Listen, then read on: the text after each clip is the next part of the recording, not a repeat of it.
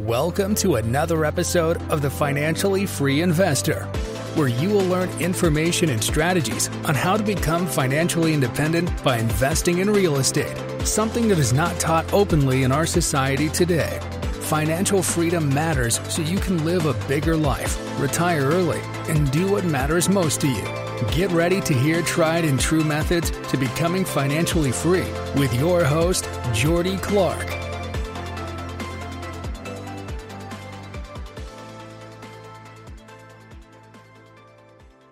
So today, I actually this week had a very interesting conversation with one of my subcontractors, past clients, friends. Anyways, he texted me and we had a very engaging conversation about it. And I thought, man, this would make a great podcast, because I think a lot of you are probably in a similar boat as this. And if you're not, you probably know someone who is. So very timely for today's market, 2022, it's August. Anyways, he texted me and he said, so here's his situation. He bought a house 3 or 4 years ago. It has a great interest rate. He has a ton of equity. It's a 4-bedroom, 3-bath house. He might have finished the basement and put a 5th bedroom in it. But at any rate, he probably paid $350-ish for the house. And today the house is worth $650. So a ton of equity. His payment, I think he said it was like $1,400 a month, principal, interest, taxes, and insurance. So anyways, he goes, hey, we're looking at moving. I've got the down payment saved up for the next house. My payment's $1,400, and I think this would rent for $1,700. So I was like, it's a great strategy. So he was like, okay, well, how does this whole thing work? So I'm going to explain to you guys kind of what I explained to him. And I think it's great, especially if someone has a low interest rate, even if they have a ton of equity, where interest rates are higher right now. Rents have exploded, values have exploded. If you don't need to take the equity from your house that you're living in, your townhouse, whatever it may be, to move that to the next house, then I totally recommend this strategy. And the strategy is you put the minimum amount down required for the next house. What, 5%, 7, 10, whatever you can get away with, as far as like not feeling over leveraged, but also not putting all your cash down on the next house. And here's why. So I kind of ran through some numbers with him and he had some questions, but basically because he was fairly disciplined and he saved money, he spent less than he made, he had a margin in his life, he was able to save up 5% for his next house, which I think they're going to spend right around $800,000 on, the next step up. And so he has saved up enough for a down payment. Granted, he'll probably have mortgage insurance, but right now with the market the way it is, builders will give you huge incentives and you can potentially get that mortgage insurance bought out so you don't have that, or you get a lower interest rate or whatever it may be. But he said, Jordy, I'm a little concerned because I can't afford both payments. And I said, well, look, that's the great thing about this is the bank is going to look at it. And if you have a lease agreement for the house that you're in, they're going to look at that lease agreement. We'll call it $3,000 a month. So they're going to say, hey, Mr. Client, we know that you're moving out of this house and into this next house. And we know that you're going to rent that house out. So they'll take the $3,000 a month in rent and they'll times it by 75%. And who knows why? That's their formula. They probably calculate in some vacancy and repairs and what have you. But basically, $3,000 a month in rent, 75% of that is $2,250. Well, if I subtract out his $1,400 a month payment, that is $850 in additional income after covering the payment that they're going to add into his debt to income ratio. And this is where it gets really cool. I started walking through this with him and asking him some questions. What's your plan? This, that, and the other. So basically he's going to step up in house, but what they're going to do is they're going to have the builder finish the basement and throw a kitchen down in the basement and basically make a mother-in-law apartment down there. And they will be able to rent that out for $1,500 a month. Their new payment, it was going to be like $4,500 a month. So if you take the $1,500 a month in income that they would receive from their basement apartment tenant, add that or subtract that from their new payment of $4,500 a month. And again, a lot of people, so you subtract that, and 1,500 minus or 4,500 minus 1,500 is $3,000 a month. Well, his actual rent is going to be $3,000 a month on the house he's leaving, and his payment is $1,400. So he's going to pick up about $1,200 in income after paying a property manager and making the payment. Well, he can apply that to his new mortgage of $3,000 because, again, we minus the basement apartment out, and that brings him down to like $1,700. Well, so really the difference for him is he's increasing his lifestyle by probably twofold because he's getting a bigger house, bigger garage, bigger yard.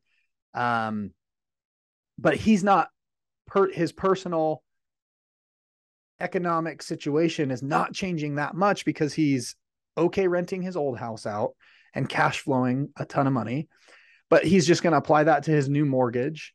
Although he could, by all accounts, totally afford his new mortgage. He's not going to. He's going to then rent out the basement and supplement his payment again by another $1,500. So somebody else is paying that portion, but he gets to own and control this asset that with inflation is, over the next 10 years, it's only going to be more expensive in 10 years. Our dollars are only going to buy us less things in 10 years. Because he's saved up money, he has a little bit of an emergency fund, he can make this move, and it really doesn't impact his budget that much because he's a little bit creative. Now, most people will go, oh, well, I don't want tenants in the basement, or, oh, I don't want to rent my house out. And they'll just carry the equity over, which is okay. I mean, when you sell, currently the tax code allows you to take $250,000 if you're single and $500,000 if you're married filing jointly, as tax-free income when you sell a primary residence that you've lived in for 2 of the last 5 years. I think it's kind of cool that he's going to delay some gratification, and yeah, he might have some tax implications in the future, but what he's doing is he's allowing himself to own more properties in a reasonable and controlled manner, without drastically increasing his standard or his cost of living. So the big questions he had that I really wanted to reiterate for people, because I get this question a lot from our retail clients that are looking to move, is when you rent out your house that you're currently living in and you move to your next house, lenders will count 75% of the income. So it helps your debt to income.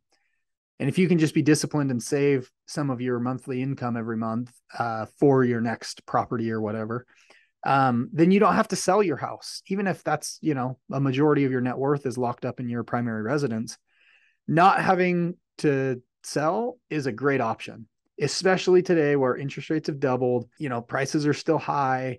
And, you may be looking at going, hey, I can't afford, a $4,500 payment. Well, the real question I want you to ask yourself is, how could you improve your standard of living without increasing your monthly expenditures?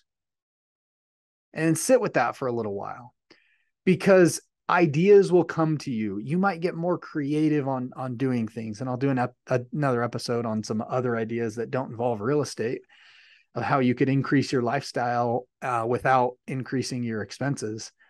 And it's really not that hard, but it just takes sitting with that. And sometimes it takes a week, sometimes it takes a day, sometimes it just takes space, just creating the space to sit and go, I want a new house, but I don't want a bigger payment. How could I get a bigger house without having a bigger payment?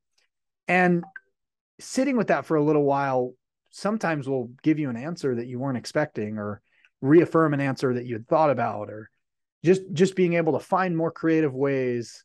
Because at the end of the day, we all want more time freedom. We all want more financial freedom. We all want a better lifestyle.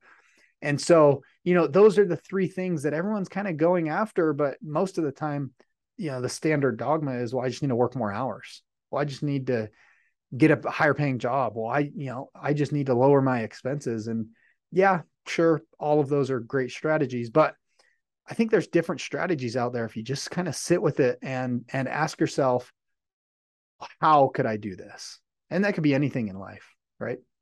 So most importantly, guys, I'm here to help support you, your friends, your family on this journey to financial freedom, on this journey to time freedom as you guys are learning and growing, expanding.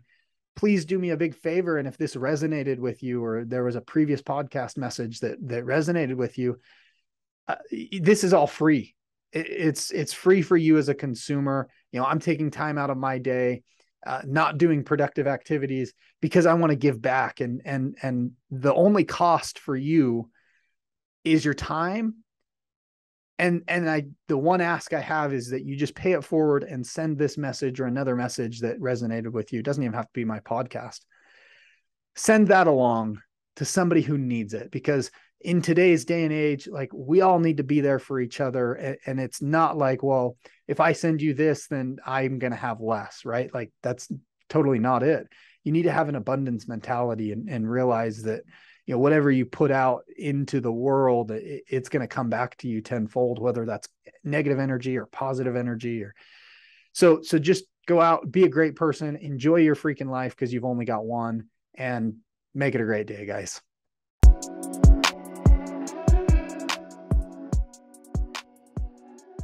Thank you for joining me for another episode of the Financially Free Investor. If you found value in this episode or know someone who would find value in this information, please share with them, subscribe, and send us a review.